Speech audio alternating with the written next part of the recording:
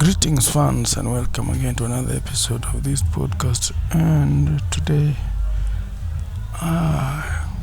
we'll continue from where we left in the last episode. In the last episode, we talked about money. Talked about money and what it does to man, and the risks that are involved. That is, if the system failed, what would happen to mankind? Money existed for a long time, since the times of Julius Caesar, when the first money came into existence. First coins, the first notes, the first everything about money came into existence, and that was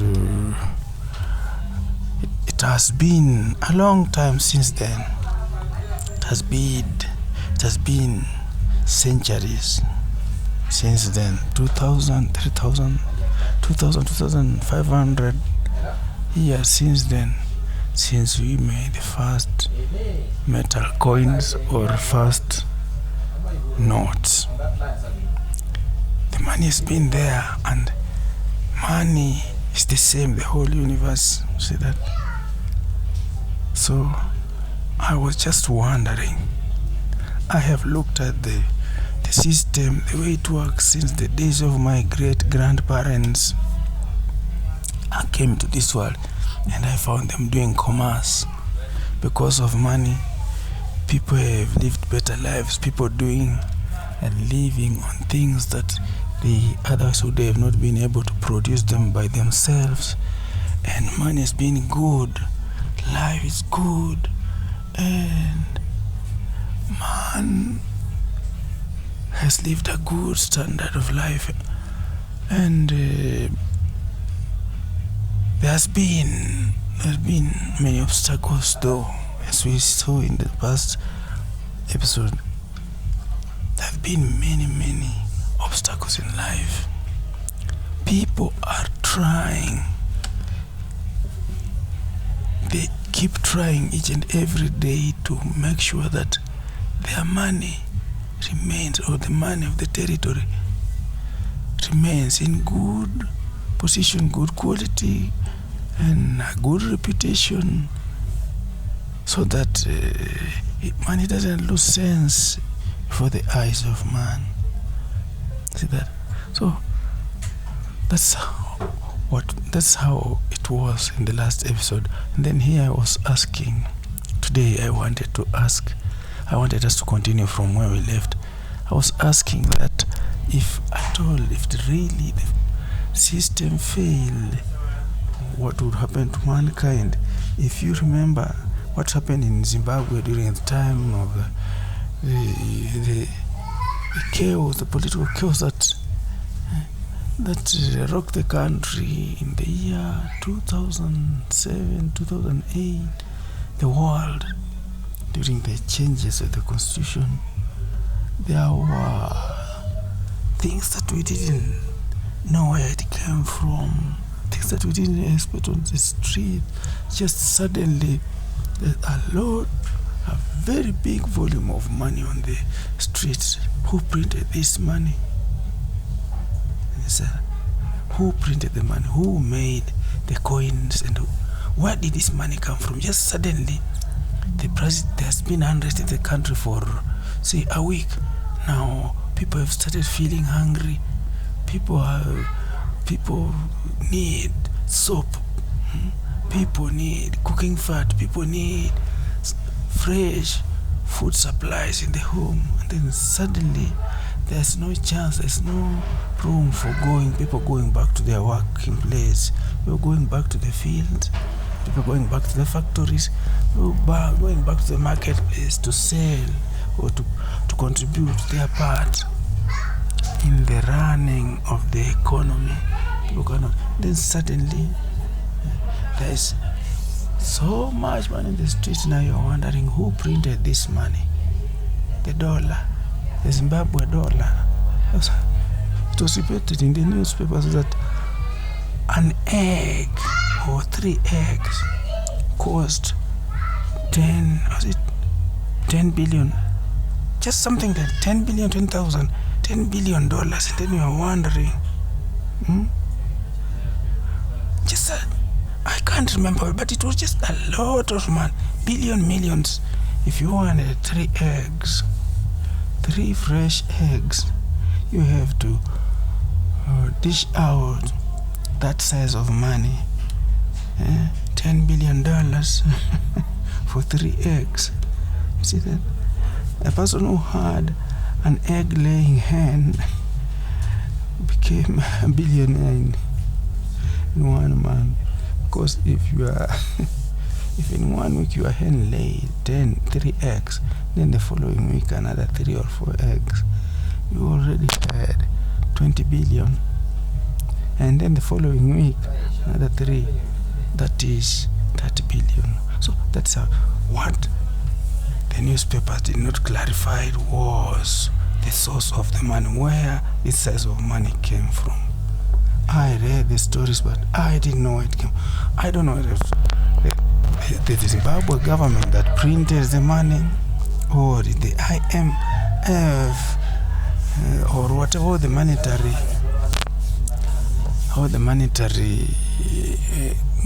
authorities around the globe allowed for that, allowed Zimbabwe to print as much money as we saw it happen. So that's how, that was what I was wondering. Supposing this thing failed, what would it look like? Suddenly, they just so much money on the streets, and then you start feeling, you start knowing your stupidity. Now I'm stupid. There's this size of money on the streets in Salisbury, in Harare. I'm foolish. Even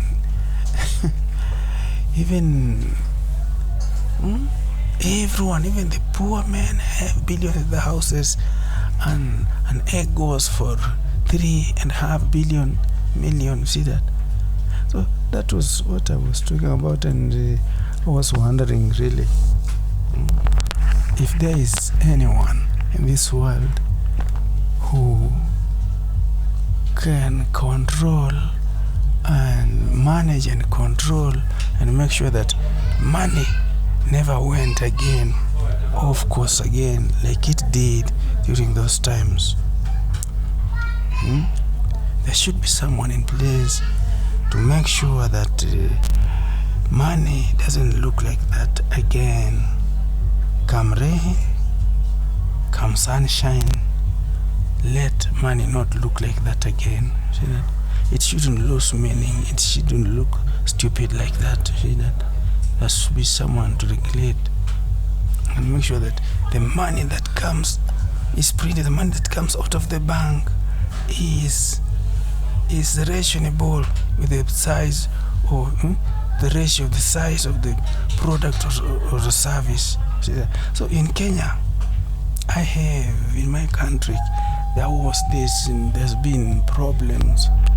Oil, petroleum products and crude oil was a problem, the biggest problem. The country's economy was always intimidated by the Middle East.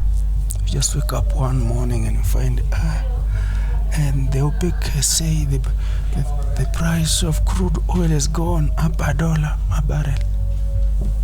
Each dollar, the price has gone up $1. And you start wondering, you have nowhere to go to get oil, and you have to bear with that, and that is what they say is what will happen in this world.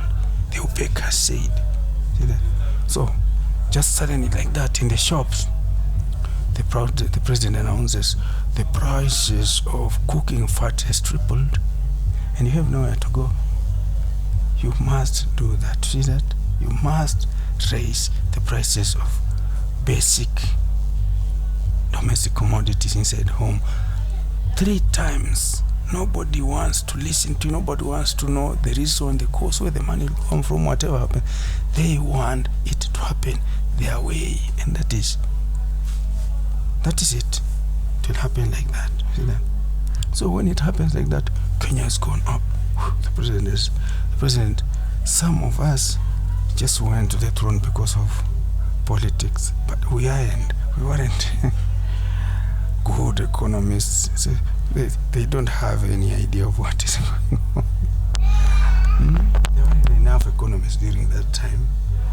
See that there weren't enough of us, so we, those who were there and then, used to do it that way. But so I looked around and said, surely money is a medium of exchange, yes, but when it is a measure for value, yes, but when it keeps going up, the prices, the amount of money that I produce from my wallet or from my pocket for a service or product always keeps going up, so that in 30 or 50 years from now, I'll have to to walk with a briefcase full of money when I wanted to go to the shop, to the supermarket, to buy food stuff or to buy other stuff or domestic stuff.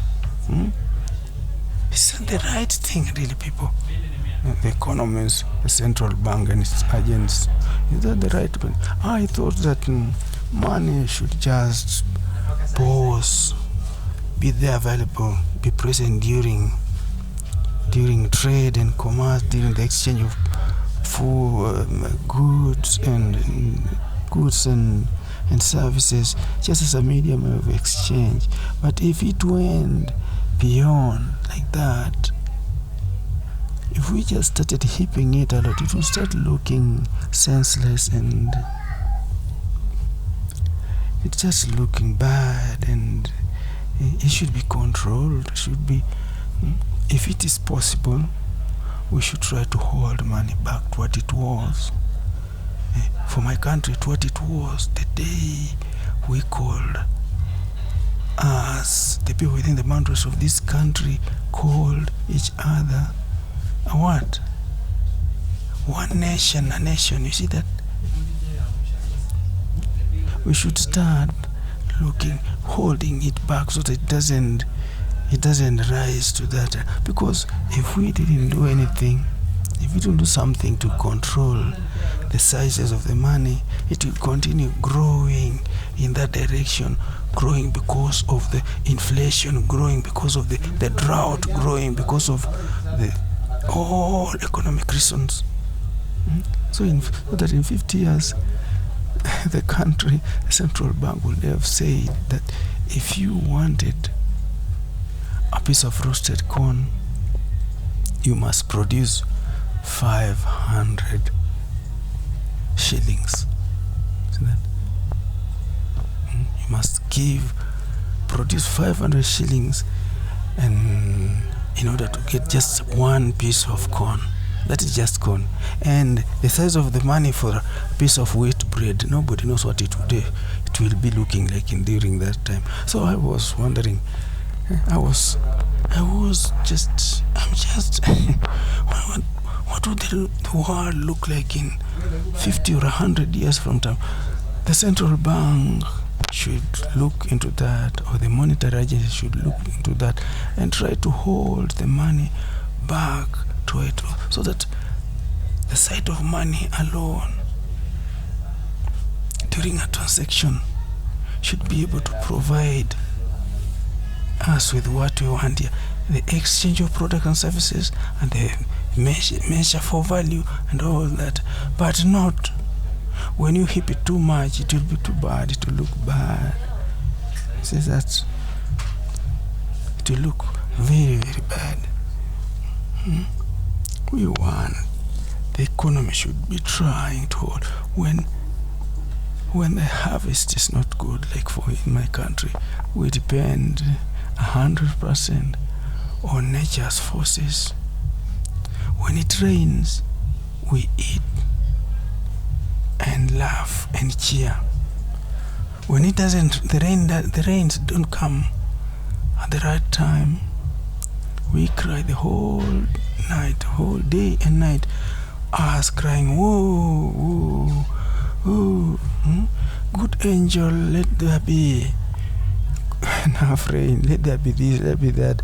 But and you see that it just is. Money has gone suddenly wrong. What your net worth in the bank, what you have accumulated since you started doing what? Since you started your business, or since you matured and graduated from high school or from university and started your business, or since you were employed, all that money now suddenly is not enough for even a piece of white bread. See that? It just isn't. Perhaps you have only 3 million, and then suddenly, if you wanted a bottle of, there's drought. If you wanted a bottle of or 20 liters of water, somebody has to go and get it from the Lake Victoria. From here to Lake Victoria and back, we are going to charge you some 20,000 or 100,000 for water, for just a bucket of water. So that's how it is. What I'm trying to say is that I feel that this world's economies, the time is right for us to start thinking like that, to start holding prices back to what they were in the beginning, so that money can continue serving its purpose of measure of value and medium of exchange of goods and services, and not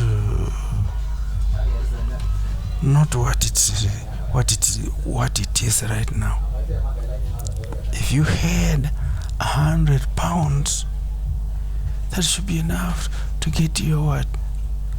100 pounds should be enough to get you a limousine. See that? 100 pounds, like in the past, if you had 100 pounds, you're a big man, you're enough to buy a Toyota or a Volkswagen what? Limousine, you see that? But now you have to carry it a million. I think we should start working towards that direction, to hold these things, trying to suppress it, so that the price of money, when we exchange services and goods here, we don't eat the money, we eat only the services and the bread. Once money has served that purpose, we have changed it in exchange and we have it. Man should go back to what it was, you see that? And if we were to raise or say what we call riches, your riches are measured with our values, our worth is measured in the banks by the money. Yes, you see that it is measured by the money. But if it shouldn't really be a burden, money shouldn't be the basis of the what? Of the bargaining. You see that? It shouldn't be the basis of the bargaining. Say you heap it too much like that. I think that in this world, the volume of money is becoming too much against. It's becoming unnecessarily too big. Too big according to what the economists intended when they created the thing we call money. See that? When Kina Julius Caesar and the rest of them had in mind, when they brought about money, when the existence of money for the first time in this universe, we should try to hold the money so that it goes back to what it was. We should be able to get what you want out of just 20 pounds. If you have 100 pounds, you get an acre of land. If you have another 100 pounds or 200 pounds, you build a mansion. And you have 2 pence, you get a meal from what? From from the hotels or the food joints. You see that? A rent, if you wanted to pay your rent, just 3 cents or 10 cents. You see that? Enough for you to buy what? And to hire a taxi from one spot to another in the country, in the city center, from city or between cities in this country, just 10 cents, 20 cents should be enough. See that? I might not be able to get the right language to express to express myself. I may not be able to get but to get the right English word, right English vocabulary to express what I'm saying. But you try to understand me.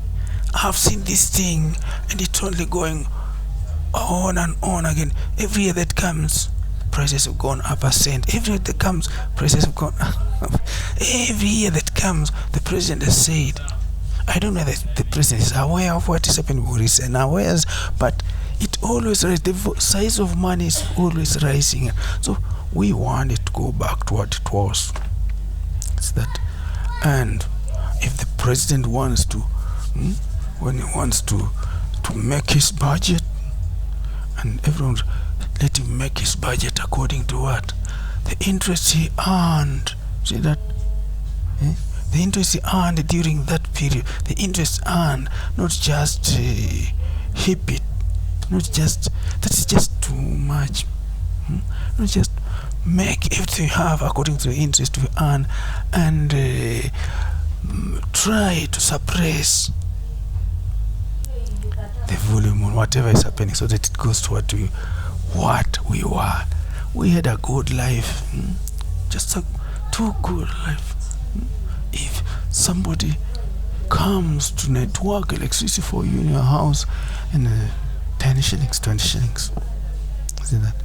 The electricity, the power company, Kenya Power Company, at the end of the month, you have just 3 shillings the whole month.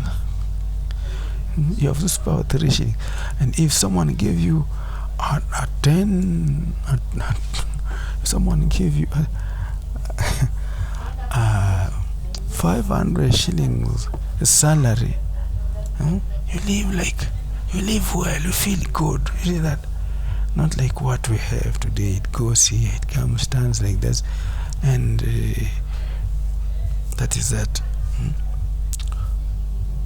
I might have not have expressed myself, but the economists should try to understand me. Those who do money, those who know about money, those who studied economics, business, commerce. I'm just scared with the trends. What is happening? What is happening about money? Money is getting spoiled. See that? Money is getting spoiled. The quantity of money is becoming the what?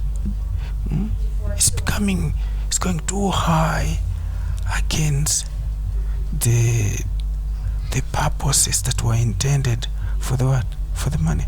So that I think our banks and all monetary authorities or agencies should start holding the money and should start holding commerce so that it works in the opposite. You see, when you go and bargain in Wall Street or Nairobi Stock Exchange, see that you try to hold the money back so that it doesn't do what? It doesn't go in that direction. You try to hold the money back. And how would you do that? All that you go ask the professor in the universities or the schools or monetary schools around the globe. They sit together on the same table. They create something. They work together. Not what we the IMF and the others that were there. See that? Wow, we had people complaining, these ones they favored the European and the rest of them, they favor developed countries. But I think they should sit together and money. You can create your own money, Kenya, that is it. But commerce, you cannot do it alone. You see that? See that? You cannot trade alone yourself, trading by yourself. You trade with others who have the same word, who have what they produce, and you what you produce, you can share the marketplace. So that is how it is. And I'm really scared. I might not get the right language to express myself, but I'm really just scared.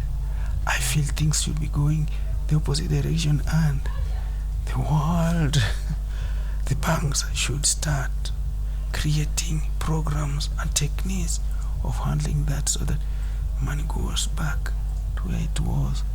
The size of the money, the better the what? The better the transaction. See that the economic situation is here.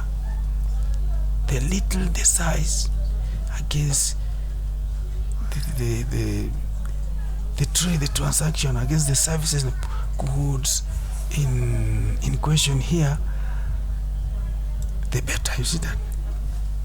So that's what I have in mind. But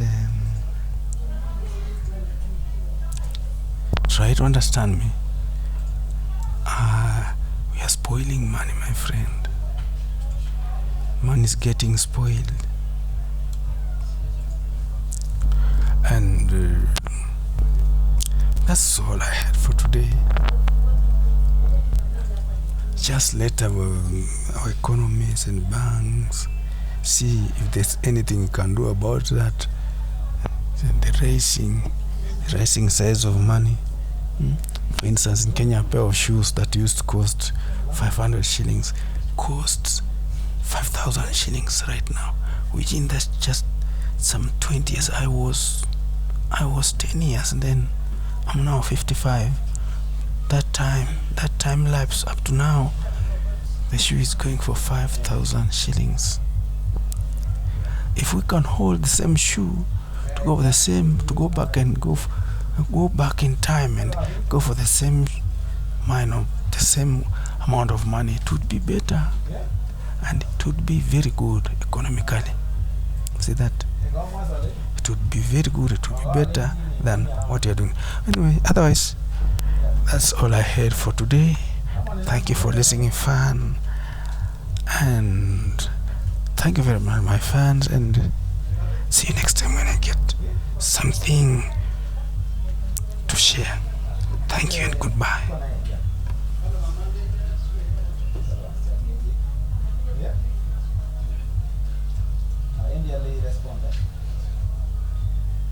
Responded to my